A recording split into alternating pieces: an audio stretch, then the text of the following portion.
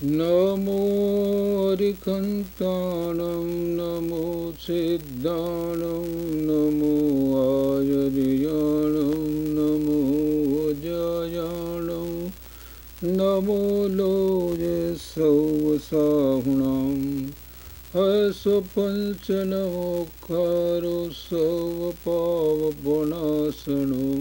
मङ्गलानं च संवेशे परमं हवै मङ्गलम् अज्ञानतिमिरन्धानां ज्ञानाञ्जनशलाकया नेत्रे उन्मीलितं येन तस्मै श्रीगुरुवे नमः।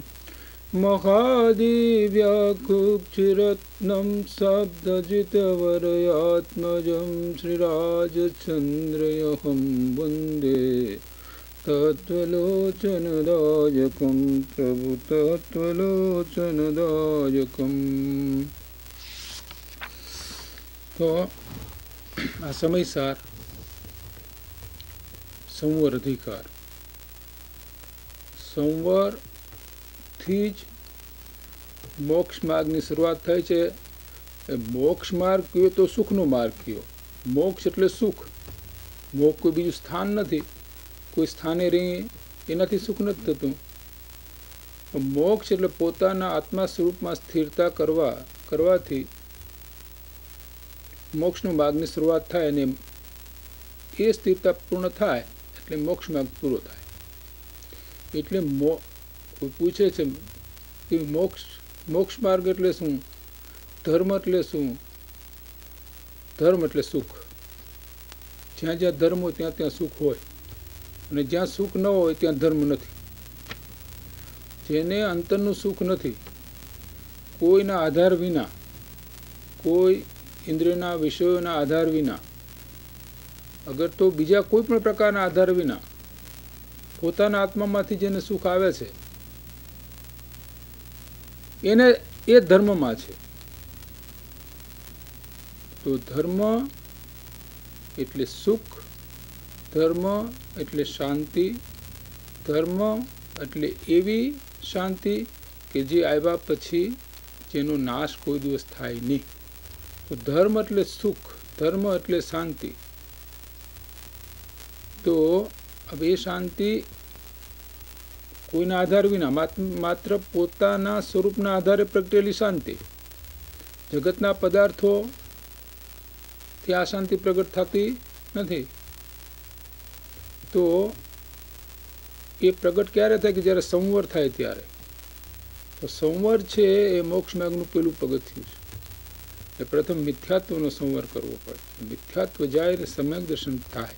તો સમ્યક દર્શન થયું ત્યાંથી મોક્ષ માર્ગની શરૂઆત। સંવર થાય ત્યાંથી મોક્ષ માર્ગની શરૂઆત। સંવર એટલે શુભ ને અશુભ બંને ભાવનો સંવર। શુભ અને અશુભ એ બંને ભાવનો નિરોધ થાય। શુભ ને અશુભ બંને ભાવનો નિરોધ થાય ત્યારે સંવરની ઉત્પત્તિ થાય છે। તો કેવી રીતે સંવરની ઉત્પત્તિ થાય? તો કે ભેદ જ્ઞાન દ્વારા। આ એક જ એનું સાધન છે, ભેદ જ્ઞાન। તો પહેલાં તો ભેદ જ્ઞાન સ્થૂળ હોય, જે સાધક હોય એને સ્થૂળ ભેદ જ્ઞાન। સ્થૂળ ભેદ જ્ઞાનનો અર્થ શું છે? કે વિચાર દ્વારા, પોતાના મનથી વિચાર કરીને પોતે સદગુરુ પાસેથી જાણે કે આત્માનું સ્વરૂપ કેવું છે, જળનું સ્વરૂપ કેવું છે। એ બેયનું સ્વરૂપ મન દ્વારા યથાર્થ જાણી અને વારંવાર જગતના પદાર્થોમાં કોઈ મારું નથી ને મારું, હું તો આટલો જ છું અને હું પૂર્ણ છું, મારે કોઈની જરૂર નથી, એવી જે આત્માની ભાવના કર્યા કરે। તો આ ભાવના જે છે એ સ્થૂળ ભેદ જ્ઞાન છે। એ સ્થૂળ ભેદ જ્ઞાન છે। પણ એમ ભાવના કરતાં કરતાં કરતાં કરતાં આપણી શ્રદ્ધા વધતી જાય અને જગતમાંથી આપણું મન પાછું પડી જાય, વૈરાગની ઉત્પત્તિ થાય। અને એ વૈરાગની ભૂમિકાની અંદર જો આ ભેદ જ્ઞાન કરવામાં, વૈરાગ વિના આ બહુ કામ ન કરે। ઠીક, આનાથી વૈરાગ પણ ઉત્પન્ન થાય, પણ જેમ જેમ વૈરાગની ભૂમિકામાં તીવ્રતાથી આ ભેદ જ્ઞાન કરવામાં આવે, એટલે કે હું તો મારું સ્વરૂપ તો એકલું જ નિત્ય પૂર્ણ શુદ્ધ બુદ્ધ ચૈતન્ય એટલું જ મારું સ્વરૂપ છે, એ સિવાય જે કંઈ છે એ બધું કંઈ પણ મારું નથી. તો બીજું શું છે? તો કે રાગ, દ્વેષ, અગર તો ક્રોધ, માન, માયા, લોભ આદિ જે રાગ કે દ્વેષ રૂપ જે પરિણામ, અને દ્રવ્ય કર્મ જે આત્માની સાથે લાગેલા છે તે, પછી આ શરીર એટલે નો કર્મ, અને આ જગતના પદાર્થ સ્ત્રી, પુત્ર, ધન, કુટુંબ આદિ, ઘર, નગર આદિ, એમાંનું કંઈ મારું છે જ નહીં. મારું કોઈ દિવસ થયું હતું નહીં, વર્તમાનમાં છે નહીં, ને ભવિષ્યમાં કોઈ દિવસ મારું થવાનું છે જ નહીં. માત્ર ભ્રાંતિથી, અજ્ઞાનથી મેં માન્યું મારું. આમાંની કોઈ પણ વસ્તુ મારી છે નહીં. આમ વારંવાર વિચાર દ્વારા એનું મન સ્થિર થતું જાય. પછી કોઈ વખતે એ જીવ જે છે એ હું તો મારું સ્વરૂપ તો આટલું જ છે એટલે આત્માનું ચિંતન કરે, કોઈ વખતે આ ભેદરૂપ ચિંતન કરે, કોઈ વખત દેવગુરુ શાસ્ત્રનું ચિંતન કરે, કોઈ દિવસ નવ તત્વો કે 6 પદનું ચિંતન કરે. એમ ચિંતનની ભૂમિકાની અંદર રહી અને જ્યારે વૈરાગ ઉત્પન્ન થાય છે, વૈરાગની ભૂમિકાની અંદર આ ભેદ જ્ઞાનનો વારંવાર પ્રયોગ કરતા ઉપયોગ એટલે આપણું મન છે, ઉપયોગ એટલે જ્ઞાનનો વર્તમાન વેપારનો ઉપયોગ કહેવામાં આવે છે. જે જ્ઞાન અત્યારે આપણે કરી રહ્યા છીએ કોઈ પણ વસ્તુ, હવે એ જે જ્ઞાનનો પર્યાય છે, એ જ્ઞાન છે, એ અંતર્મુખ થઈ અને તરત આપણા આત્માને માં એ જ્ઞાન છે એ આત્માને જાણી લે છે. એટલે આત્મા આ જ્ઞાનની અંદર જેવો છે તેવો અનુભવ દ્વારા પ્રગટ થાય છે. તો આ સૂક્ષ્મ ભેદ જ્ઞાન થયું. સૂક્ષ્મ ભેદ જ્ઞાન થયું ક્યારે કહેવાય? કે જ્યારે આપણા આત્માનો અનુભવ થાય ત્યારે એ સાચું ભેદ જ્ઞાન, સૂક્ષ્મ ભેદ જ્ઞાન કયું કે સાચું ભેદ જ્ઞાન કયું, એને પ્રજ્ઞા પણ કહેવામાં આવે. એ પ્રજ્ઞા ઉત્પન્ન થાય. પ્રજ્ઞા એટલે વિઝડમ. પ્રજ્ઞા એટલે વિશુદ્ધ અંતર્મુખ જે આપણી બુદ્ધિ. પ્રજ્ઞા એટલે જે અંતર્મુખ આપણો ઉપયોગ, એ અંતર્મુખ ઉપયોગ થતાં આપણને આત્મદર્શન થાય. અને એ આત્મદર્શન થયું એ સૂક્ષ્મ ભેદ જ્ઞાન થયું, એ સાચું ભેદ જ્ઞાન થયું, 100% સાચું. પહેલું તો એને માટેનો શરૂઆતમાં તો એને માટેનો અભ્યાસ હતો, પ્રાપ્ત કરવા માટેનો અભ્યાસ હતો. અને પછી એમ એ અભ્યાસ કરતાં આપણું મન સ્થિર થઈ જાય અને એ સ્થિર મનની અંદર આત્મા આપણને દેખાય. એ સ્થિર મન થતાં ઉપયોગ અંતર્મુખ થઈ જાય છે અને આત્માનો અનુભવ થાય છે. તો એ અનુભવ થવાનું કારણ શું કહ્યું? તો કે ભેદ જ્ઞાન. તો અહીંયા આ 2 શ્લોક છે તે બહુ અગત્યના છે. આ સંવર અધિકારની અંદર કળશ 129 અને કળશ 130. તો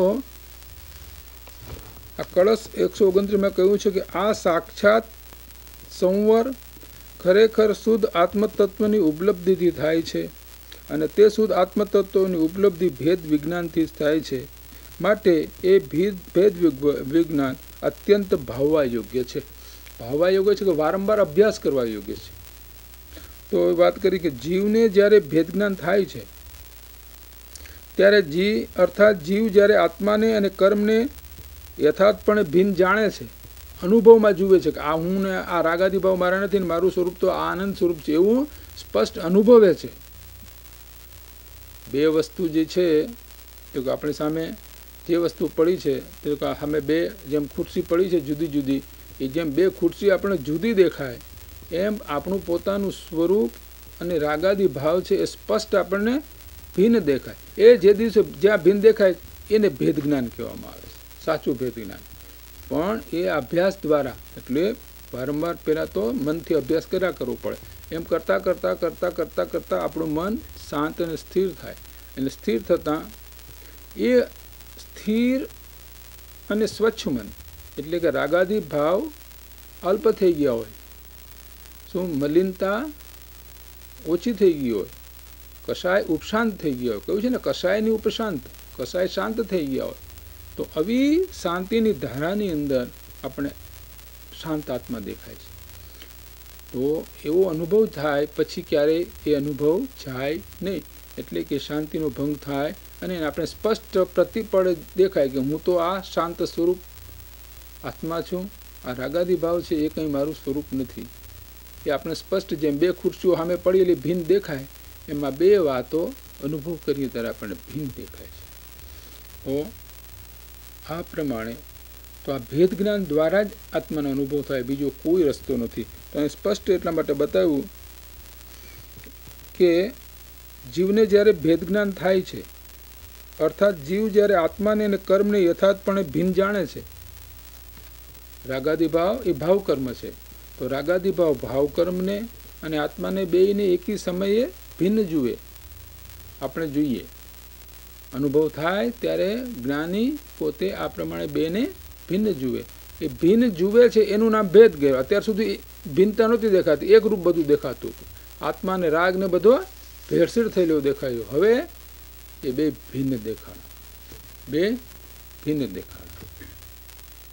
એટલે જેમ કે અંધકાર હોય, એક રૂમ હોય, એમાં લાઇટ ન હોય તો એમાં જેટલી બધી વસ્તુ પડી હોય તેમાંની જુદી જુદી કાંઈ વસ્તુ ન દેખાય, બધી એક રૂપ જ દેખાય, અંધારામાં કાંઈ દેખાય નહીં. પણ જ્યારે લાઇટ કરીએ ત્યારે બધી જુદી જુદી વસ્તુ દેખાય. એમ જ્યારે આત્માનો અનુભવ થાય છે ત્યારે આપણને આખું વસ્તુ સ્વરૂપ જેમ છે તેમ આત્માનો અનુભવ, તે આત્મા પોતે આપણે અનુભવમાં આવે છે અને એ જ વખતે રાગાદી આત્માથી ભિન્ન દેખાય છે.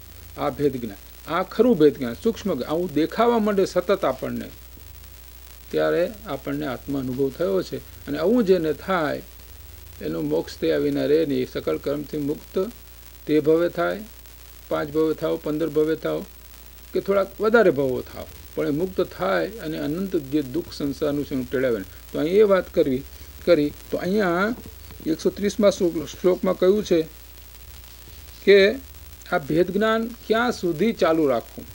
તો કેમ પ્રશ્ન કર્યો કે તમે ભેદ જ્ઞાન કરવાનું કહ્યું તો આ બે અમને બે ભળી ગયેલા ભેદ દેખાય, જેમ કે ઘઉં અને કાંકરા એ બે મિક્સ થઈ ગયા હોય તો આપણે શું કરીએ છીએ, જેમ કાંકરા કાઢીએ અને ઘઉંને જુદા કરી નાખીએ, બે જુદા થઈ ગયા. એમ કપડું અને મેલ એ બે જુદા થઈ ગયા. તો જેમ કે તલ અને તલની અંદર તેલ છે તો તેલ એને પીલીને શું કરીએ, તેલ અને ખોળ બે જુદું કરી નાખીએ. તો એ પ્રમાણે અનંતકાળથી આપણે આપણું જ્ઞાન અને રાગ એ બધાને ભેળસેળ થઈ ગયેલો, એ હવે આ ભેદ જ્ઞાન દ્વારા આપણે જુદું કરી નાખીએ. એટલે આત્મારૂપ અને રાગાદી અને બધા પર પદાર્થો શરીરાદી બધાય એને ભિન્ન આપણે સ્પષ્ટ. જો રાગ આપણને ભિન્ન દેખાય તો પછી આ તો બધું ભિન્ન પડ્યું જ છે ને, કંઈ પૂછવા જવું પડે એમ નથી. તો હવે કહે છે કે ભેદ જ્ઞાન ક્યાં સુધી ભાવવું, કે પૂર્ણતા ન થાય ત્યાં સુધી. તો અહીં કહે છે કે આ ભેદ વિજ્ઞાન અચ્છિન્ન ધારાથી, એટલે કે સતત અખંડ પ્રવાહ રૂપે ત્યાં સુધી ભાવવું કે જ્યાં સુધી પ્રભાવોથી છૂટી જ્ઞાનમાં જ ઠરી જાય. એટલે કે કેવળ જ્ઞાન પ્રગટ થાય ત્યાં સુધી આ ભેદ જ્ઞાન ભાવવાનું છે. પૂર્ણ સ્વરૂપ આપણી પ્રાપ્તિ થાય ત્યાં સુધી આ ભેદ જ્ઞાન ચાલુ. જેમ જેમ ભેદ જ્ઞાન ચાલુ રાખે તેમ આપણી અશુદ્ધિ ઓછી થતી જાય અને શુદ્ધિ વધતી જાય. એમ વધતા એક દિવસ આપણે પૂર્ણ શુદ્ધ થઈ જઈએ, પછી ભેદ જ્ઞાનની કોઈ જરૂર રહેતી નથી. તો એ વાત અહીં કરી છે કે અહીં જ્ઞાનમાં ઠરવું એટલે આત્માનું આત્મામાં ઠરવું, આપણા જ્ઞાનનું એટલે આપણા ઉપયોગનું આત્મામાં સ્થિર થવું. તેવું એને બે પ્રકાર પાડવામાં આવ્યા છે. તો કે છે એક તો મિથ્યાત્વનો અભાવથી સમ્યક જ્ઞાન થાય. તો પહેલું તો આ થાય સમ્યક જ્ઞાન, મિથ્યાત્વનો અભાવ થાય અને સમ્યક દર્શન અને સમ્યક જ્ઞાન પ્રગટ થાય. તો આ ચોથે ગુણસ્થાન કે શરૂઆત અહીંથી થાય. અને ફરી મિથ્યાત્વ ના આવે ત્યારે જ્ઞાનમાં ઠર્યું કહેવાય. બીજું, જ્યારે જ્ઞાન શુદ્ધોપયોગ રૂપ સ્થિર થઈ અને ફરી અન્ય વિકાર રૂપે ન પરિણમે ત્યારે જ્ઞાનમાં ઠર્યું કહેવાય. એટલે આ પૂર્ણ થાય ત્યારે, આ પૂર્ણ જ્ઞાન થાય ત્યારે. પૂર્ણ જ્ઞાન થાય ત્યારે પછી રાગાદી રહેતા જ નથી, કંઈ રાગ દેખાય જ નહીં. આપણે રાગ હોય તો દેખાય ને, રાગ સાફ થઈ ગયો હોય તો એ આગળ વધતા 5મું ગુણસ્થાન, 6ઠું, 7મું ગુણસ્થાન, 13મું ગુણસ્થાન આપણે આવી જાય. એટલે પછી એ જ્ઞાન પૂર્ણ જ્ઞાનમાં ઠર્યું કહેવામાં આવે છે. અને હવે આ એક સરસ શ્લોક છે 131મો.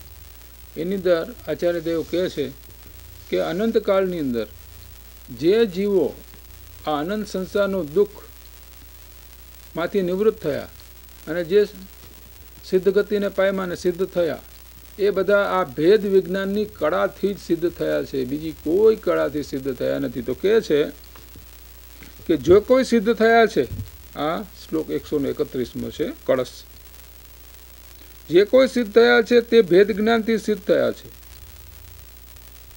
જે કોઈ બંધાયા છે તે તેના અભાવથી જ બંધાયા છે. જ્યાં ભેદ જ્ઞાન છે, ભેદ જ્ઞાન નથી, એ બધા સંસારમાં જ રહ્યા છે, બંધાયેલા જ રહ્યા છે સંસારની અંદર. તો અહીં કહે છે કે અનાદિકાળથી માંડીને જ્યાં સુધી જીવને ભેદ વિજ્ઞાન નથી ત્યાં સુધી તે કર્મથી બંધાયેલો જ, એ કર્મ બાંધા જ કરે છે, સંસારમાં રજડા કરે છે. જે જીવને ભેદ વિજ્ઞાન થાય છે તે કર્મથી છૂટે છે અને મોક્ષ પામે છે. માટે કર્મબંધનનું સંસારનું મૂળ ભેદ જ્ઞાનનો અભાવ જ છે અને મોક્ષનું પ્રથમ કારણ ભેદ વિજ્ઞાન જ છે. ભેદ વિજ્ઞાન વિના કોઈ સિદ્ધિ પામ્યું નથી.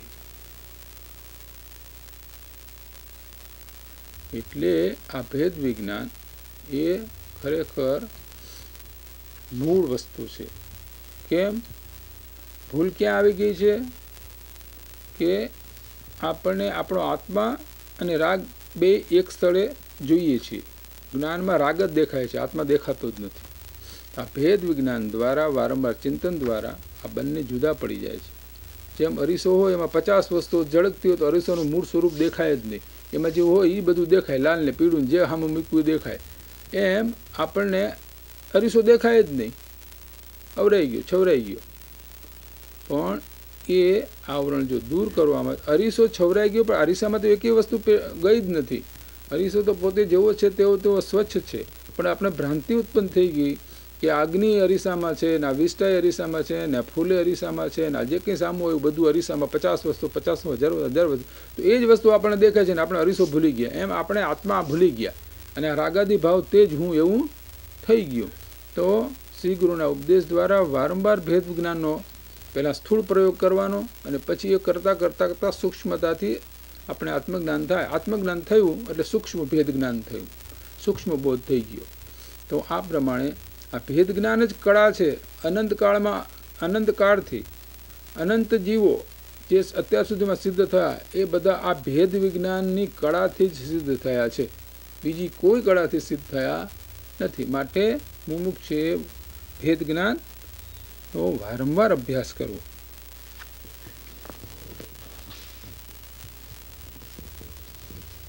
તો આ પ્રમાણે અહીંયા સંવર અધિકાર પૂરો થાય છે અને હવે આપણે નિર્જરા અધિકારની શરૂઆત કરીએ છીએ. નિર્જરા એટલે શું? નિર્જરા એટલે કર્મનું ખરી જવું. કર્મનું ખરું બે પ્રકારે છે. એક તો દરેકે દરેક જીવને કર્મ ઉદય આવે છે અને ખરતા જાય છે. એ જ્ઞાનીઓ કે અજ્ઞાનીઓ બધાને કર્મ ઉદય આવે ને પછી ખરે અને નવા બંધાતા જાય. આ બધું એક સમય થાય, ખરે તે જ વખતે પાછા નવા બંધાતા જાય. પણ જ્ઞાનીને એ કર્મ ખરે અને બંધાય નહીં. એટલા માટે એને એક વિપાક નિર્જરા કહી પહેલી, અને આ અવિપાક નિર્જરા. અવિપાક નિર્જરા એટલે કે એનું ફળ આપ્યા વિના કર્મો ખરી જાય જ્ઞાનીને. જ્ઞાની પોતાની તાકાતથી અંતર્મુહૂર્તની અંદર બધા કર્મને બાળીને ભસ્મ કરી દે. એટલે જ્ઞાનનું એટલું સામર્થ્ય છે કે કર્મ છે ધીરે ધીરે ધીરે ધીરે ખરતા જાય છે. તો નિર્જરાનો અર્થ શું થયો? કર્મનું ખરવું. અને બીજો અર્થ શું થયો? આ નિમિત્ત અપેક્ષાએ કથન થયું, કર્મની અપેક્ષાએ. તો બીજો અર્થ શું થયો? કે શુદ્ધિની વૃદ્ધિ થવી. જેમ જેમ કર્મ ઓછા થાય એમ એમ શુદ્ધિ વધે.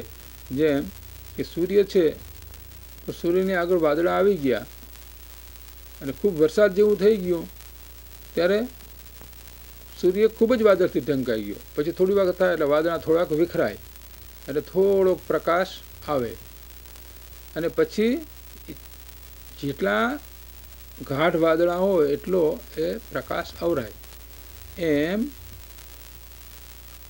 અહીંયા પણ જેમ જેમ વાદળા ઓછા થતા જાય અને સૂર્યનો પ્રકાશ વધતો જાય, વાદળા ઓછા થાય સૂર્યનો પ્રકાશ વધતો જાય, એમ અહીંયા પણ જેમ કર્મ છે ખરીને ઓછા થતા જાય સત્તામાંથી, તેમ આત્માનો અનુભવની માત્રા વધતી જાય. તો નિર્જરા જે છે એ કેના જેવું છે કે જેમ આપણે કાલે હોળીનો દાખલો આપેલો ને, કે એક હોળી છે, એમાં આપણે મુસાફરી કરી રહ્યા છીએ નદીની અંદર કે મોટા તળાવમાં. તો એની અંદર કાણા પડી ગયા છે, તો કાણામાંથી પાણી આવ્યા કરે છે, અને અહીંયા માણસો એ પાણીને ઉલેચીને બહાર નાખે છે,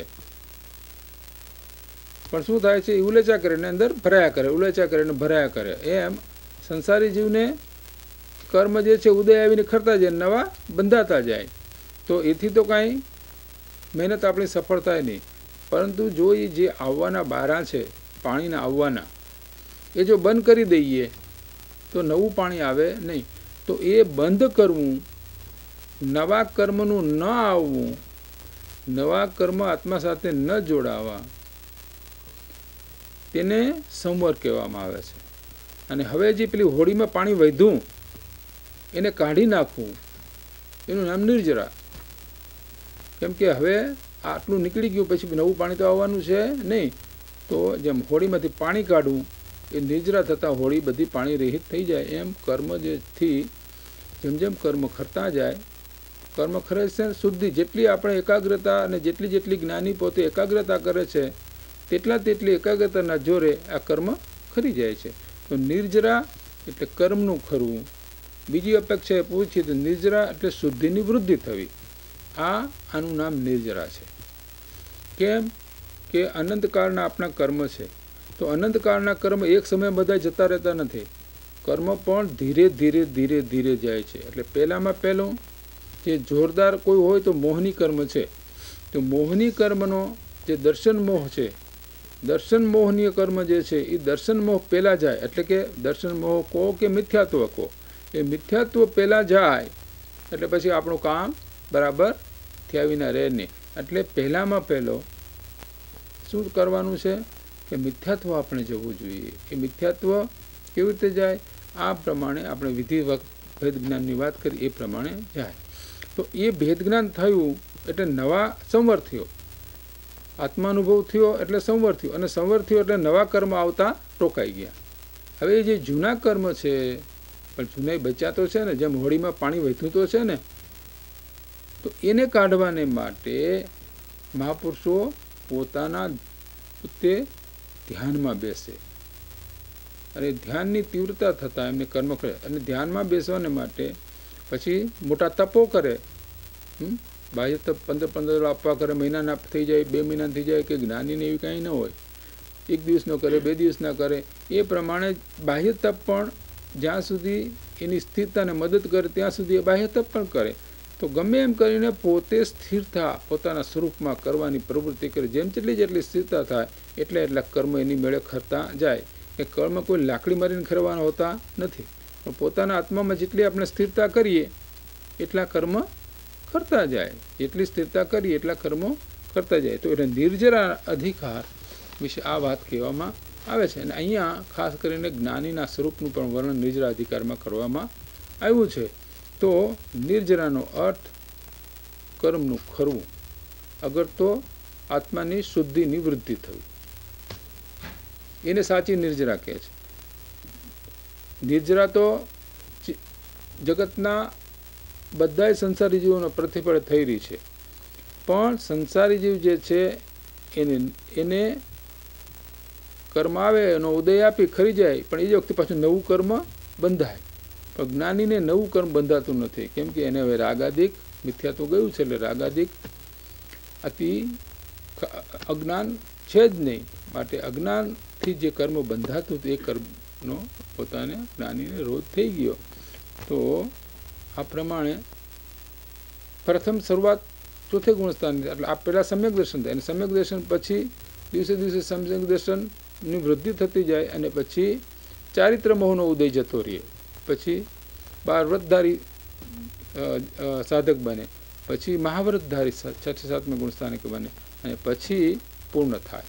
તો આ પ્રમાણે કર્મ છે. તો જે સત્તામાં કર્મ પડ્યા છે એ કર્મના પણ હવે જેમ હોળીમાંથી પાણી કાઢી નાખવું પડે હળવું ચોખ્ખી કરવા, એમ આ કર્મ પણ બિલકુલ આપણે સાફ કરવો પડે. એ સાફ કેવી રીતે થાય કે પોતાના આત્મામાં જેટલી સ્થિરતા કરતા જઈએ તેટલું આ કર્મ ઓછા થાય. તો અહીંયા હવે નિર્જરાનું સ્વરૂપ કહે છે કે ચેતન અચેતન દ્રવ્યનો ઉપભોગ ઇન્દ્રિયો વડે જે કરે સુદ્રષ્ટિ તે સૌ નિર્જરા કારણ બને. એટલે અહીંયા શું કહે છે કે ચેતન અચેતન એવા દ્રવ્યોનો, એટલે કે જ્ઞાની જે છે આ સંસારના પદાર્થો ભોગવે, પૂર્વકર્મ હોય તો પણ એમાં એને પ્રીતિ ન હોય, એ કર્મ બાંધે નહીં. જ્ઞાની સંસારના પદાર્થમાં ઘરમાં ઉભેલો દેખાય, સ્ત્રી હોય, પુત્ર હોય, આદિ બધું હોય, પણ અંદરથી ન્યારો હોય, છૂટો હોય, એમાં ક્યાંય મારા પણ એને હોય જ નહીં. તો એને પૂર્વ ઉદયને હિસાબે વેપાર છે, ગ્રહ સંસાર છે, એ બધું હોય, પણ તેમ છતાં એ ગ્રહ સંસાર જે છે એને કર્મનો બંધનું કારણ થતું નથી. કેમ કે એમાં એને રસ નથી. એને તો એમ થાય કે હું આને ક્યારે છૂટું, મારા આત્મામાં ક્યારે સ્થિર થાઉં. જ્ઞાનીનું એક જ કામ હોય છે ને એક જ ઈચ્છા હોય છે. જો ઈચ્છા કહીએ તો એક જ હોય છે કે પોતાના આત્મામાં કેવી રીતે પોતે સ્થિર થાય. કોઈ જગતના પદાર્થોની કે જગતના કોઈ પદાર્થોની જ્ઞાનીની ઈચ્છાઓ હોતી નથી. અજ્ઞાનીને જગતના પદાર્થોમાંથી મને સુખ મળશે એટલે વારંવાર એ જગતના પદાર્થોની જ ઈચ્છા કર્યા કરે. જ્ઞાનીને એમ થાય કે આ જગતના પરિગ્રહો મને છૂટે ને હું એકલો જ રહું અને જંગલમાં ક્યારે રહું કે જેથી કરીને મારા જ્ઞાન ધ્યાનમાં કાંઈ કોઈ પણ ઠેકાણે મને મુશ્કેલી ન નડે, કંઈ વિઘ્ન આવે નહીં. તો જ્ઞાનીની વાત જુદી છે. તો અહીંયા એમ કહે છે કે જ્ઞાની જે છે એને પૂર્વકર્મના હિસાબે ઘર સંસાર આદિ બધું હોય અને ઇન્દ્રિયના વિષયોના સંપર્કમાં આવે, પણ એમાં એને રસ નથી એટલે એ કર્મ બંધ કરતો નથી. અજ્ઞાની જીવને એમાં રસ છે. જ્ઞાની પણ ખાય, પણ જ્ઞાની સમજે છે કે આ ખાવાથી કંઈ મને કોઈ ફાયદો છે નહીં, આ તો શરીરને આ રાખવું છે, આ ધર્મને માટે સંભાળવું છે, તે થોડુંક એને આપી દો. એ તો શરીર નભાવવા પૂરતું ખાય છે, પણ ટેસ્ટપૂર્વક આ રસ છે ને આ શિખંડપુરી છે ને આ છે ને બહુ સારા છે ને મને ફરી મળે એવી જ્ઞાનીને ભાવના હોતી જ નથી. જ્ઞાની સમજે છે કે આ બધું ખાવાની ચીજો જે બધી છે ઇન્દ્રિયના બધા વિષયો છે એમાં તો સુખ છે જ નહીં, ઉલટું એ તો બધા દુઃખનું કારણ છે. કેમ કે કૃપાળુદેવે કહ્યું ને પશ્ચાત દુઃખ તે સુખ નહીં. જેનું પરિણામ દુઃખ હોય સુખ કહેવાય જ નહીં. તો ઇન્દ્રિયના વિષયનું પરિણામ તો દુઃખ છે. તિરિંચ ગતિ અને નરક ગતિની અંદર આપણને લઈ જાય. કોણ? આ ઇન્દ્રિયના વિષયો આપણને તિરિંચ નરક ગતિમાં લઈ જાય, એટલે એ ખરેખર દુઃખ છે. તો જ્ઞાનીઓને એમાં રાગ થતો જ નથી. જ્ઞાનીઓને એમ થાય કે આમાંથી છૂટીએ અમે. તો અહીંયા વાત કરી કે સમ્યક દ્રષ્ટિ જે ઇન્દ્રિયો વડે અચેતન તથા ચેતન દ્રવ્યોને ઉપભોગ કરે છે. અચેતન એટલે કે આ ઘર જે છે, ખાવા પીવું આ તે એ બધું અચેતન. પછી આ સ્ત્રી આદિ છે એ ચેતન દ્રવ્ય છે. તો એને કરે તે સર્વ નિર્જરાનું કારણનું નિમિત્ત છે. એને કર્મ બંધ થતો નથી. અજ્ઞાની ન ભોગવે તો એ કર્મ બંધ કરે. કેમ કે એને ભાવ છે ને ક્યારે મને મળે, ક્યારે મને મળે, ક્યારે મને મળે એવો ભાવ છે એને. તો એ કર્મ બંધ કરે, ન ભોગવે તોય.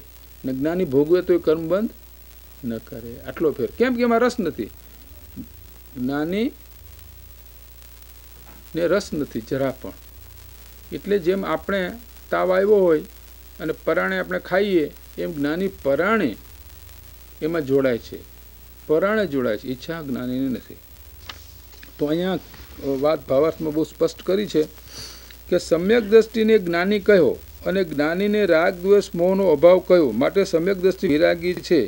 તેને ઇન્દ્રિયો વડે ભોગ હોય તો પણ તેને ભોગની સામગ્રી પ્રત્યે રાગ નથી.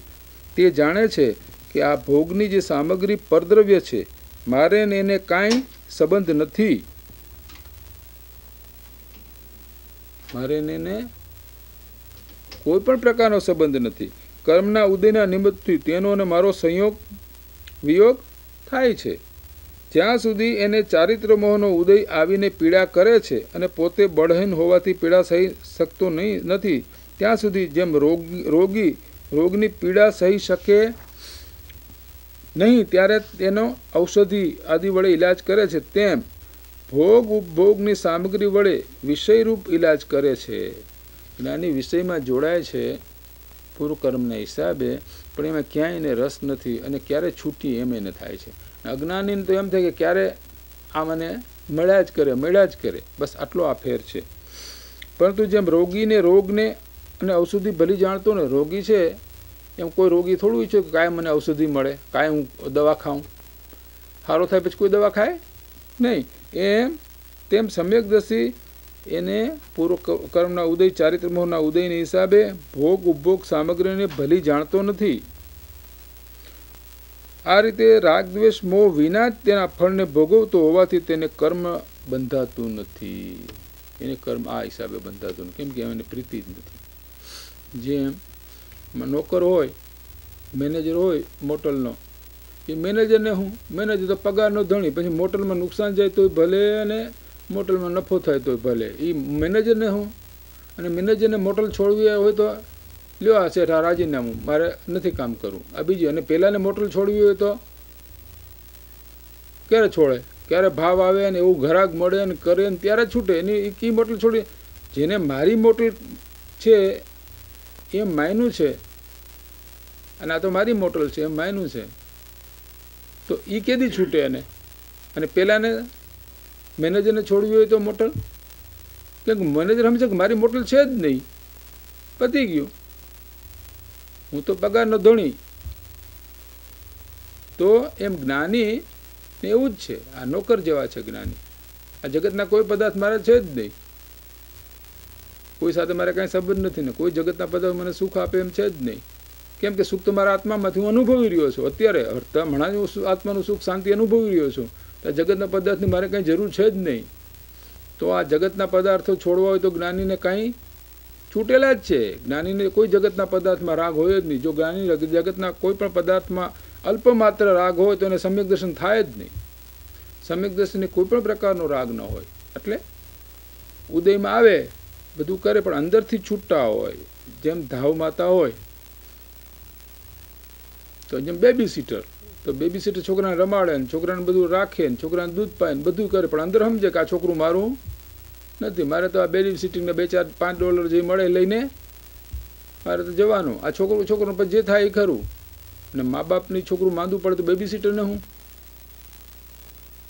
એનું તો કામ પતે ગયું. તો એને એ છોકરા ઉપર રાગ નથી, કામ તો બધું કરે. મા જેમ દૂધ પાય બધું કરે, ખવડાવે પીવડાવે દૂધ પાય રમાડે બધું કામ કરે, માના જેટલું જ કામ કરે, પણ છતાં એ બાળકની માને છોકરા પ્રત્યે રાગ છે અને આ બેબી સીટરને કાંઈ રાગ ન મળે.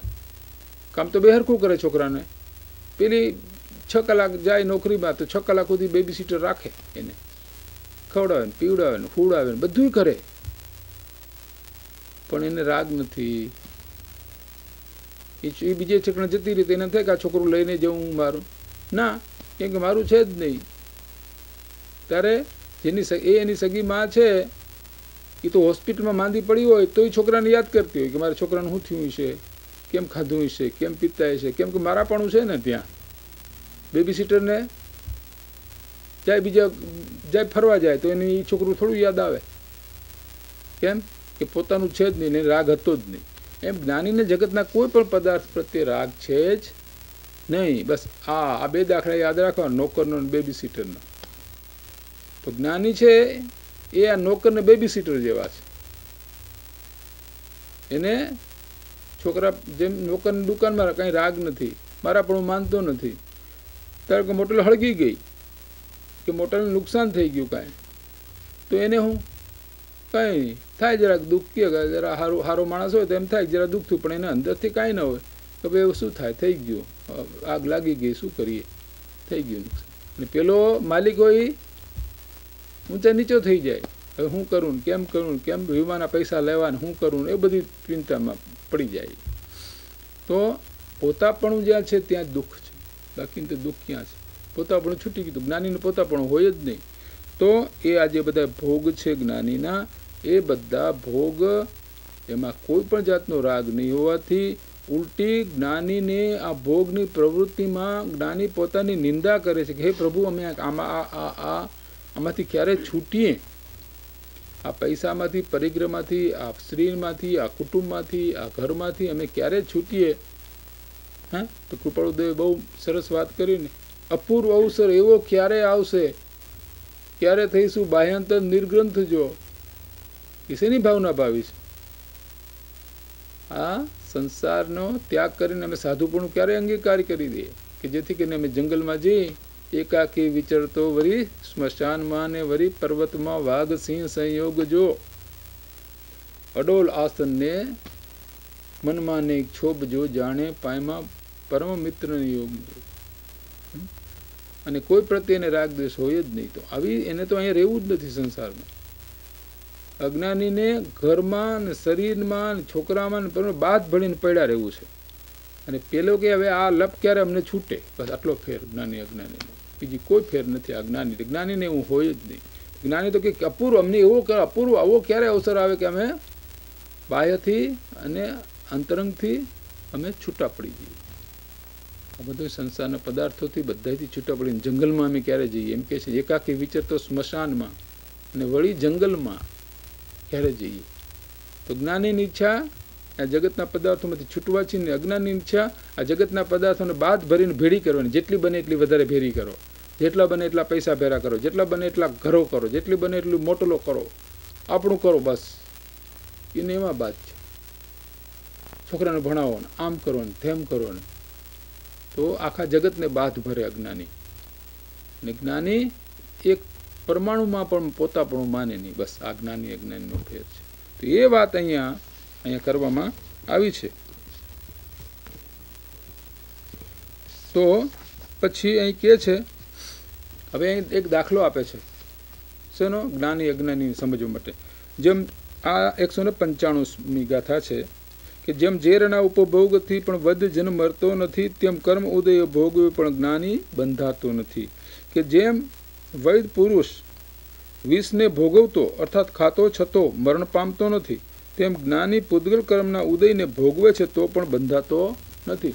કેમ કે જે વૈદ છે ને એ જાણે છે કે આ ભસ્મ છે, ઝેર હોય ને એ વૈદ ઝેરનો પણ ઉપયોગ કરે, પણ એને ખબર છે એની કળાની. એટલે શું થાય, એને ઝેર મારે નહીં, ઉલટું ઝેર એને પુષ્ટ કરે. કેમ? કળા છે. એમ જ્ઞાનીના અંતરમાં ત્યાં વૈરાગ અને જ્ઞાન એ બે વાત છે. જ્ઞાન વૈરાગ શક્તિ છે જ્ઞાનીમાં.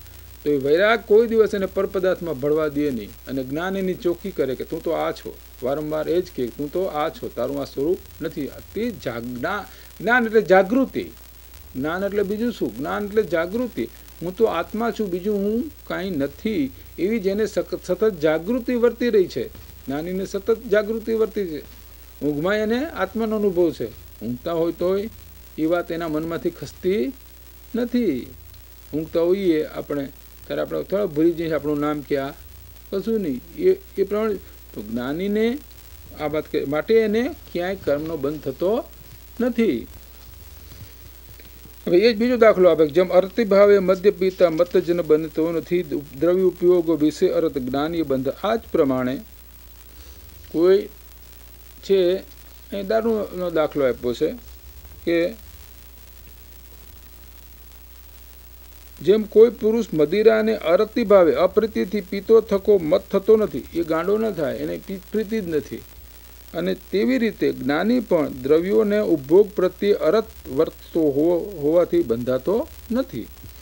તો સર્વ દ્રવ્યોના ઉપભોગ પ્રત્યે જેને તીવ્ર વૈરાગ પ્રવર્તવો છે એવો વર્તતો થકો. કોને? જ્ઞાનીને પરદ્રવ્ય પર તીવ્ર વૈરાગ છે, એને જરાય એમાં રાગ છે જ નહીં.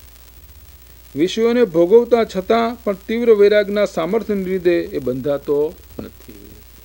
વૈરાગ છે એને એમાં એને સુખ બુદ્ધિ જ નથી. ઉલટું એની નિંદા કે એને દુઃખ લાગે છે, ઉલટું આનાથી ક્યારે છૂટું એમ થાય છે. એ પ્રમાણે પછી કે હવે આ બીજી એક અહીંયા વાત કરે છે. આ 197 ગાથામાં કહે છે કે સેવે છતાં નહીં સેવતો અણસેવતો સેવક બને, પ્રકરણ તણી ચેષ્ટા કરે પણ પ્રાકરણ જેમ નહીં ઠરે. કોઈ તો વિષયોનો સેવતો છતાં નથી સેવતો, અને કોઈ નહીં સેવતો છતાં સેવનારો છે. જેમ કોઈ પુરુષને પ્રકરણની ચેષ્ટા કોઈ કાર્ય સંબંધી ક્રિયા વર્તે છે તો પણ તે પ્રાકરણિક નથી, એટલે કાર્ય કરનાર નથી. અહીં કહે છે આ ઈસેફનું પેલી જે વાત કરી કે અમુક એ છે કે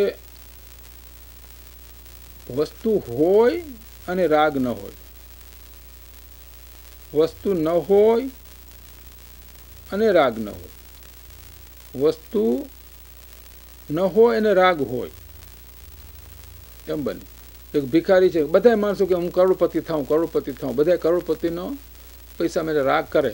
પછી બધા કરોડપતિ થોડા થાય છે, પણ રાગ તો તીવ્ર અંદર પડ્યો જ છે. ભિખારી જ હોય છતાં એને પૈસાનો રાગ, કરોડપતિ ક્યારે થયો રાગ પડ્યો છે. હવે બીજો જે છે કરોડપતિ છે પણ જ્ઞાની હોય તો કરોડ હોય તો એમાં એને રાગ નથી, આ મારું છે જ નહીં. એટલો જ્ઞાની અજ્ઞાનીનો ભેદ છે. તો એટલે શું કહ્યું કે કોઈ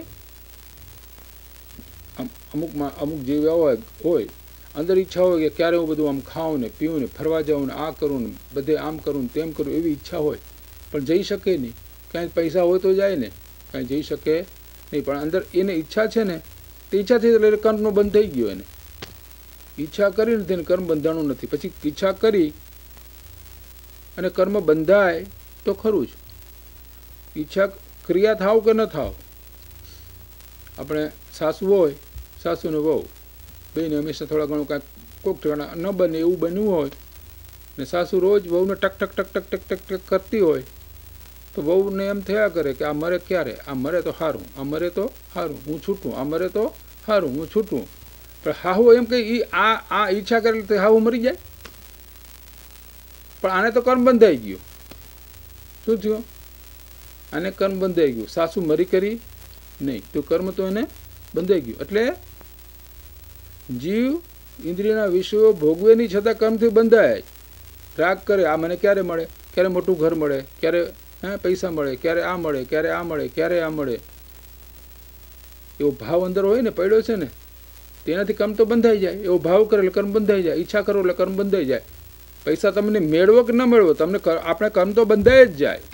તો એ વાત આ ગાથામાં સ્પષ્ટ સમજાવી છે કે કોઈ તો જીવ એવા છે કે ભોગવે ઇન્દ્રિયના વિષયો છતાં રાગ થાય નહીં જ્ઞાનીઓને, અને એને કર્મનો બંધ થાય નહીં.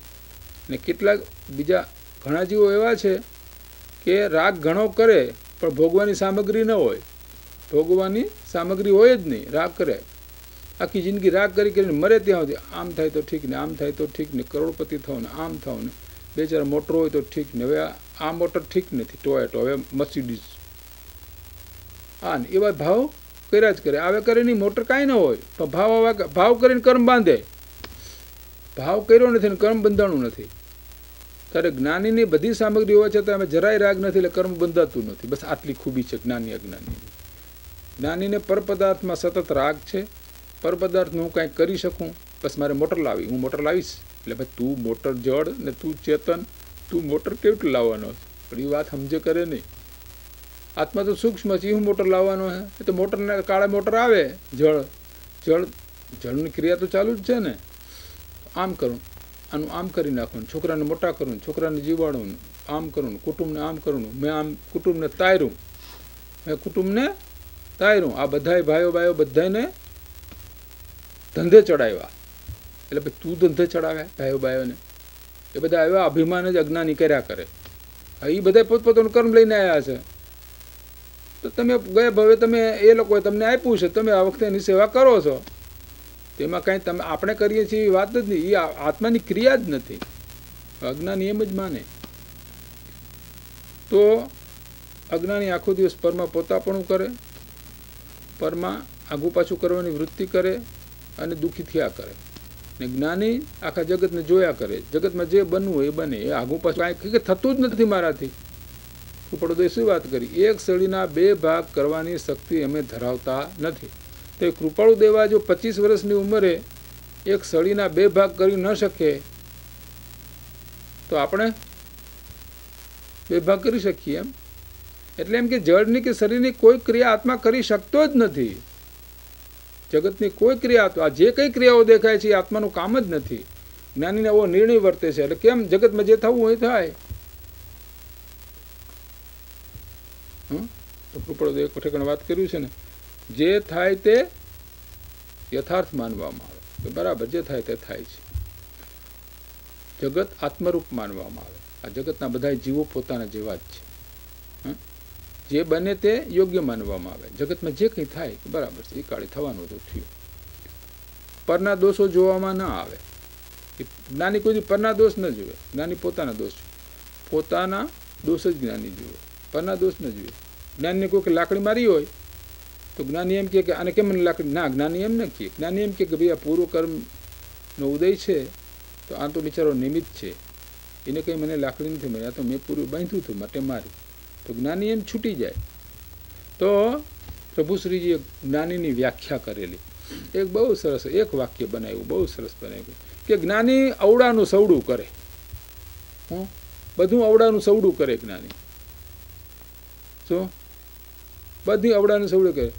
કે દાખલા તરીકે કે 10-15 લાખ ડોલર હોય કોઈની પાસે, તેમાંથી 8 ગયા તો જ્ઞાની સમજે કે મારે બલ્લા ગઈ, સારું થયું. હાથની વ્યવસ્થા કરવી, પેલી 15ની વ્યવસ્થા કરવી પડતી હતી અને માથાપડ મટી. તો જ્ઞાની એમાં રાજી થાય. પછી જ્ઞાની હોય તો બે પતિ પત્ની બે સાથે હોય, પતિ પત્ની બે હાથે થોડા મરે. તેમાં જ્ઞાની જો પત્ની ગુજરી ગઈ હોય તો નરસિંહ મહેતા નતો કહેતા કે ભલું થયું ને ભાંગી જળજાળ, સુખે બચશું શ્રી ગૃહપાળ. કે ભાઈ એ તો થવાનું જ હતું. હું કોઈ એને થોડું આયુષ આપી શકું છું? મારી પત્ની છે જ ક્યાં, કેવા પૂરતી, પણ એને કંઈ હું આયુષ આપી દેવાનો છું? તો જ્ઞાની તો સમજે છે કે ભાઈ એનું આયુષ પૂરું થયું એટલે એ ગયા. સારું, આપણે ભગવાનનું નામ વધારે લઈશું. તો જ્ઞાની બધું હવડું કરે. પૈસા જાય તો જ્ઞાનીને હવડું કરે. આ થાય તો આ થાય. છોકરો નાસી જાય, સારું છે કે આપણે ક્યાં છોકરા હતા જ. આત્માના છોકરા હોતા જ નથી. આત્માના છોકરા હોય?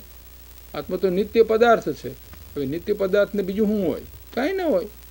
તો જ્ઞાનીનું બધું હવડું કરે, બધાને હવડું કરે. જ્ઞાનીની હોય અને એની પત્ની હોય, એની અરે ઝઘડા કરતી હોય. તુકારામની પત્ની બહુ ઝઘડા કરતી એની જોડે. તો સારું કે આ ઝઘડો કરે તો મારે બહુ એની પર રાગ નહીં થાય. એમ જ્ઞાની બધું હવડું લે. અને કોઈક એની ઉપર બહુ પ્રેમ કરતી એવી હોય તો સારું છે કે ભાઈ આ મારે અનુકૂળતા છે, મારા ધર્મકામમાં આડી આવતી કરતી નથી, બહુ સારી છે. તો જ્ઞાની બધું યથાર્થ ગોઠવતા જાય બધી વસ્તુ. તો પ્રભુશ્રીએ વાત કરી કે જ્ઞાની શું અવડાને હવડું કરે. તાવ આવી ગયો, સારું થઈ ગયું, કર્મ એટલા ઓછા થયા. અમે ભોગવવાનું તો હતા જ ને, આપણે શાંતિથી ભોગવી લ્યો. તો જ્ઞાની બધા અવડાને સવડું કરે. તો અહીંયા એ વાત કરવામાં આવી છે. અને અજ્ઞાની કર્મ બાંધ્યા જ કરે, વગર ફોગર બાંધ્યા જ કરે. કાંઈ નહીં, સાલાભાઈ આમ ન કરવું જોઈએ ને, રીગને આમ ન કરવું જોઈએ ને, ઇન્દિરાજી આમ ન કરવું જોઈએ ને, આ લોકો બધા જુઠ્ઠા છે, આ બધા આમ છે તેમ છે, એમ કરી અને ક્રોધ કરીને કર્મ બાંધ્યા કરે. હવે રીગન તને પૂછવા આવ્યો હતો, તારી સલાહ લેવા આવ્યો હતો રીગન, તો અહીં ઘરે બેઠો સલાહ આપ્યા કરે. 4-5 જણા ભેરા થયા હોય ને એમ વાત કર્યા જ કરે. હવે એમાં ટાઈમ બગાડે બધો. પણ આ ભગવાનનું નામ લેવું હોય તો એને આળસ આવે. આને આમ ન કરવું જોઈએ, આને આમ ન કરવું જોઈએ, આને આમ ન કરવું જોઈએ, આમ થવું જોઈએ, પેલા આમ કરવું જોઈએ. હવે તારે શું કામ છે એનું? રીગને શું કરવું? તારે માનસ રીગન રીગનને સલાહ આપવા બેસી જાય એમ નિરાંતે, જાણે પોતે બહુ ડાયો હોય રીગનથી, અને પાપ બાંધા કરે. સાલા ગધાડે આમ નહોતું કરવું જોઈએ, પહેલાં આમ નહોતું કરવું જોઈએ, આમ થાય. તો આ બધી પાપની ક્રિયાઓ ખોટી જીવ બાંધા કરે. એ કાંઈક થાય તો નહીં, ઈચ્છે એ પ્રમાણે થાય ન થાય તો પાપ બંધાયો એના રહે નહીં. તો ખોટા પાપો મુમુક્ષુ, આ ખોટા પાપો કોઈ બાંધે નહીં. મુમુક્ષુ કે જગતમાં જે થવાનું તે કાળે તે થશે, આપણે શાંતિ રાખો. બધા પોતપોતાના કર્મ પ્રમાણે સંયોગ વિયોગ મળે, કોકનું ખૂન થઈ જાય, કોકનું આ થઈ જાય, પછી થાય. એરોપ્લેન પડીને એક્સિડન્ટ એ થાય.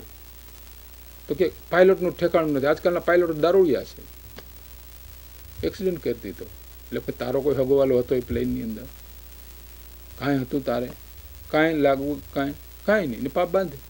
પેલા ઉપર એટલો દ્વેષ કર્યો ને, પાયલોટ ઉપર દ્વેષ કર્યો કે ન કર્યો, તો પાપ બાંધી દીધું.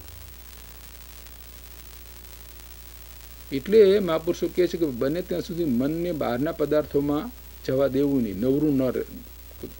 એટલે એને નવરું ન રહેવા દેવાનું.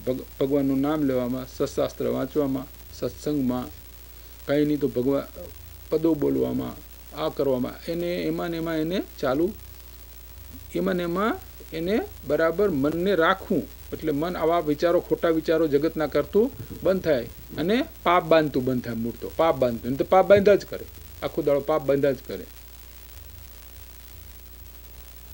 ચાલો લોકો હવે એવા થઈ ગયા છે કે કંઈક જરાક સેજ મોટલ બરાબર સાફ સૂફ ન હોય તો હવે નથી આવતા, નવી મોટલોમાં જતા રહીએ છે. અરે પણ એ મોટલું જવું એમ તારે શું, પણ એ આમ કરી કરીને અમુક પાપ બાંધા જ કરે. નસીબ હશે તો મોટલ ભરી રહે, નસીબ નહીં હોય તો તું તારે મોટલ નહીં ભરી લે. તારે શું કેવું છે? અહીંયામાં એક પટેલ છે, એને એવો છે, ઠાકુરભાઈ કરીને એક પટેલ છે, એને ધમધમાટ બધી મોટલો ચાલે. એમ જુઓ તો કાંઈ સ્વચ્છ નહીં, આ નહીં, કંઈ ઠેકાણું બેકાણું નહીં, પણ એની ભરેલી નહીં, બાજુમાં સ્વચ્છ હતી એ ખાલી રહી. એ તો એના નસીબ જોર છે, તે આવે બધા. તો અજ્ઞાની બેઠો બેઠો એની ઈર્ષા કર્યા કરે અને કર્મ બાંધા કરે. તો જ્ઞાની કર્મ બાંધતા નથી. તો અહીંયા એ વાત કરી. તો આ પ્રમાણે જ્ઞાની તો કહે છે કે આ જે કંઈ ઉદય છે એમાં કોઈ શું કહ્યું, કર્મો તણો જે વિવિધ ઉદય વિપાક જીનવર એ વર્ણવો તે મુજ સ્વભાવો છે નહીં. હું તો એક જ્ઞાયક ભાવ છું, હું તો એક જ્ઞાતા દ્રષ્ટા પૂર્ણ આનંદ સ્વરૂપ તત્વ છું, બીજું મારું કાંઈ નથી.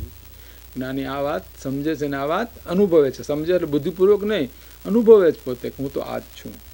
કર્મના ઉદયથી જે કંઈ વિપાક, જે ફળ આવે, આ શું આવે ફળના, સારું ફળ આવે કે બંગલા હોય, જ્ઞાનીઓનું બંગલો હોય, એમ ન હોય એવું કંઈ નહીં. ને વિરુદ્ધ ફળે આવે. શું બૈરી હોય, લડકડી હોય, છોકરા હોય, બધા હામા થતા હોય, શું દરિદ્રતા હોય, શરીરમાં તાવ આવે, એવું બધું થાય. પણ એમાં એને કાંઈ એવું થાય તો એને કાંઈ થાય નહીં, અને બંગલો હોય તો એ કંઈ રાજી થાય નહીં. તો કર્મના ઉદયનો વિપાક જનવરો અનેક પ્રકારનો જે વર્ણવો છે તે મારા સ્વભાવ, એ મારા એને કાંઈ, હું તો એક જ્ઞાયક ભાવ માત્ર છું, હું તો એક જ્ઞાન માત્ર છું. બસ આ જ્ઞાનીને જ્ઞાન માત્ર ભાવ જાય જ નહીં. એટલે જ્ઞાની જ્ઞાતા દ્રષ્ટા, એટલા માટે કહ્યું આને બધું જુએ, ફેરફાર કરવાની જ્ઞાની બુદ્ધિ કરે નહીં.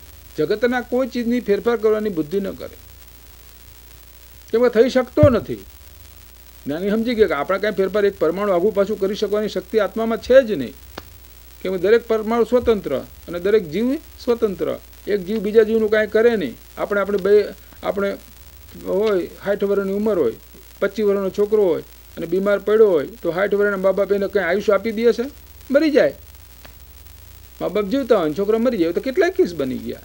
તો આપણે કોઈનું શું કરી દઈએ? કાંઈ ન, આપણા શરીરનું આપણે કાંઈ કરી શકતા નથી, તો બીજાનું શું કરી દેવાનું છે? તો જ્ઞાનીને આ નક્કી થઈ ગયું હોય છે. એટલે જગતમાં જે કંઈ બને એ બસ દ્રષ્ટા ભાવે જોયા કરે અને પોતાના આત્મામાં લીન થવાનો પુરુષાર્થ કરે. સમજે કે આમાં કાંઈ થઈ શકે એમ જ નથી. જેમ આ ભીત હોય એક પથ્થરની, અને કોઈ કહે બસ હું મારું માથું મારીને આ ભીતને તોડી નાખું, તોડી જ છે, એટલે કે તારું માથું તૂટશે, ભીત તો નહીં તૂટે. એમ આ જગતમાં પદાર્થમાં કાંઈ આઘું પાછું તું કરી શકીશ? તારું માથું ફૂટશે કરવા જઈશ તો પાપ બાંધીશ અને રખડીશ 4 ગતિમાં. માટે એ બધી વાતો તું છોડી દે. તો એ વાત અહીંયા કરી છે. હવે કે છે પૂદગલ કર્મ રાગનો જે વિપાક રૂપે છે ઉદય આ છે નહીં, મુજબ ભાવ નિશ્ચય એક, હું તો એક નાયક ભાવ જ માત્ર છું. આ રાગ પૂદગલ કર્મ છે. કીધું ને ઉદયને કીધું ને, અહીં ઉદય નહીં, પછી ભિન્ન ભિન્ન વાત કે આ રાગ મારો નથી. જ્ઞાની શું કહે છે કે આ જે રાગ ઉત્પન્ન થાય છે એ મારો ભાવ નથી, હું તો એક નાયક ભાવ માત્ર છું, હું તો જ્ઞાન સ્વરૂપ જ છું. મારું તો સ્વરૂપ એક જ્ઞાન આનંદ, સચ્ચિદ ને આનંદ, બસ જ્ઞાનાનંદ મારું સ્વરૂપ, બાકી કોઈ મારું કાંઈ છે જ નહીં. તો શું કહે છે અહીં? અને આ 200મી ગાથામાં કહે છે કે સુદ્રષ્ટિ એ રીતે આત્માને જ્ઞાયક સ્વભાવ જ જાણતો ને ઉદય સર્વ વિપાક રૂપે તત્વ જ્ઞાયક છોડતો.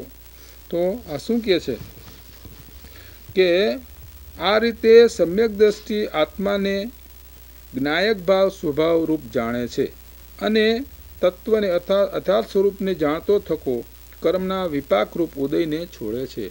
કર્મના ઉદયથી આવેલા આ બધી વસ્તુ કર્મનો ઉદય હોય, આપણે શુભ ઉદય હોય તો આ પૈસા ને પૈસા ને ઘર ને બન ને મોટર ને બંગલા ને એવું બધું આવીને ઊભું રહીએ, પણ એમાં કંઈ જ્ઞાનીને પ્રેમ થતો નથી. એ તો કર્મનો ઉદય છે. પૂર્વ કર્મ આપણે સારા કર્યા હોય, પુણ્ય કર્યા હોય તો આ બધા સંયોગો આપણને મળે, તો એ સંયોગોમાં જ્ઞાનીને કોઈ પણ પ્રકારની પ્રીતિ નથી. જ્યારે પોતાને તો જ્ઞાયક ભાવરૂપ સુખમય જાણે કોણ? જ્ઞાની.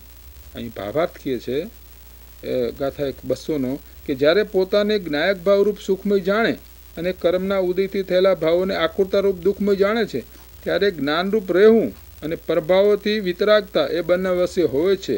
આ વાત પ્રગટ અનુભવ ગોચર છે. એ જ્ઞાન વૈરાગ એ સમ્યક દ્રષ્ટિનું ચિહ્ન છે. જ્ઞાન અને વૈરાગ એ સમ્યક દ્રષ્ટિનું ચિહ્ન છે. સમ્યક દ્રષ્ટિને જ્ઞાન અને વૈરાગ હોય જ. વૈરાગ હોય, એવો વૈરાગ હોય તો જગતનો કોઈ પદાર્થ એને ગમે નહીં. આપણને જેમ દારૂની દુકાનમાં જવાનું મન નથી, કેમ કે દારૂ પ્રત્યે આપણે રાગ નથી, માટે કોઈ દિવસ આપણે દારૂ દુકાનમાં જઈએ નહીં. કોઈ આવીને હારામાં હારો દારૂ ગ્લાસ ભરીને આપે તો આપણે પીએ, કે માંસ માટી આપે તો આપણે ખાઈએ, એટલે બહુ આવું ચિકન આમ છે ને તેમ છે ને આપણે અડીએ એને, કેમ કે એની પ્રત્યે આપણે રાગ નથી. એમ જ્ઞાનીને જગતના કોઈ પદાર્થ પ્રત્યે રાગ નથી. એટલે એ વૈરાગ છે એ કોઈ દી એને એ કામ કરવા દે જ નહીં. કરવા દે? અંદર રાગ નથી એટલે વૈરાગ છે, એ પ્રત્યે વૈરાગ છે, તો વૈરાગ એ કામ કરવા દે ને. તેમ જ્ઞાનીને એવો તીવ્ર અંદર વૈરાગ છે કે જગતના કોઈ પદાર્થમાં જ્ઞાનીને ભળવા નથી વૈરાગ. અને જ્ઞાન ચોખ્ખી કરે કે જો તારું સ્વરૂપ તો આ છે, આ તારું સ્વરૂપ નથી. એ સતત અનુભવે પોતે કે હું તો આ છું, મારે આને શું સંબંધ. એટલે આ જ્ઞાન અને વૈરાગ એ બે શક્તિ જ્ઞાનીમાં છે. એથી કરીને જગતની અંદર કોઈ દિવસ એ ક્યાંય ભણતા નથી. સતત અનુભવથી જ આના આત્માનો અનુભવ છે, એમને આત્માનો સુખનો અનુભવ વર્તી રહ્યો છે. જેને અંદરથી સુખની ધારા પ્રગટી છે એને બહારને શું જરૂર. અમારે એક મોદી કરીને હતા ત્યાં સોનગઢની અંદર. એ મોદી હતા ને, એક નાનકડી રૂમ બીજે 10x8ની રૂમ, એમની 6ની 8ની 7ની છે એ રૂમ. એકાદ બારી ને અંદર બેસી તો ગરમી બહુ થાય આપણને, બપોરે બેસી શકીએ નહીં. તો કોકે પૂછ્યું કે મોદીજી તો આપણે ગરમી નથી લાગતી? કે અમારે કે અંદરનું એર કન્ડિશન ચાલુ થઈ ગયું છે, કે અમારે અંદરનું એર કન્ડિશન ચાલુ થઈ ગયું છે એટલે અમને કાંઈ ગરમી લાગતી નથી. એટલે કે જેને આત્માનો અનુભવ થઈ ગયો એને અંદરથી સુખનો પ્રવાહ ચાલુ થઈ ગયો છે, તો અહીં દુઃખ, આ કોઈ દુઃખ લાગતું નથી. તો એ વાત અહીંયા કરી.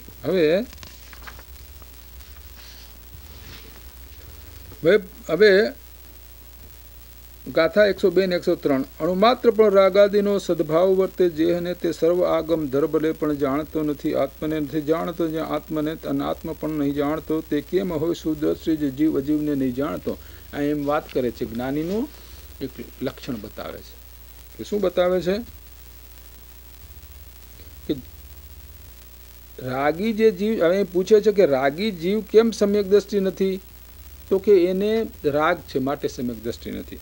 ખરેખર જે જીવને પરમાણુ માત્ર જરાક પણ રાગ વર્તે છે, જરાક પરમાણુ માત્ર પણ. રાગનો અર્થ શું? પરમાં મારાપણાનો ભાવ, પરમાં કરતાપણાનો ભાવ. એ જ્યાં સુધી એ વર્તે છે ત્યાં સુધી રાગ છે. તે જીવ ભલે સર્વ આગમ ભણેલો હોય, એને બધી આ બધા આધ્યાત્મ શાસ્ત્રો બધા શાસ્ત્રોને કંઠે હોય, તો પણ એ મિથ્યા દ્રષ્ટિ છે, તો પણ એ આત્માને જાણતો નથી. કેમ કે આત્માનો અનુભવ નથી, તો આત્માને જાણતો નથી. અને જે આત્માને જાણતો નથી તે અનાત્માને પણ જાણતો નથી. એટલે બીજી આત્માને ન જાણે, અનાત્માને પણ ન જાણે. એ રીતે તે જીવ અને અજીવને નથી જાણતો. તે સમ્યક દ્રષ્ટિ કેમ હોય? તો સમ્યક દ્રષ્ટિ જીવને અજીવને યથાર્થ જાણે છે. જીવને જીવ રૂપે જાણે છે, અજીવને અજીવ રૂપે જાણે છે. તો મિથ્યા દ્રષ્ટિ અજીવને જીવ રૂપે જાણે. આ શરીર તે મારું, આ ઘર તે મારું, બૈરી તે મારી, આ છોકરા તે મારે. છોકરા કોઈ તારા થયા જ પણ ના, એ એનામાં. તો આ જ્ઞાન તે મારું, આ હું વિચાર કરું તે મારું. તે વિચાર કરે આ સાચી વાત છે કે વિચાર કરે. તો એ વાત અહીંયા આ પ્રમાણે શું થયું કે અજ્ઞાની છે એ પરમ પોતાપણું કરે અને જ્ઞાની પરમ પોતાપણું કરતા નથી. અને જ્યાં સુધી પરમ પોતાપણું છે ત્યાં સુધી એ મિથ્યા દ્રષ્ટિ જ છે. એમ ગાથા 200 અને આ 202 સુધી એટલે 202 આજે ગાથા આપણે પૂરી કરી. સાંજે બાકીની ગાથા લઈશું.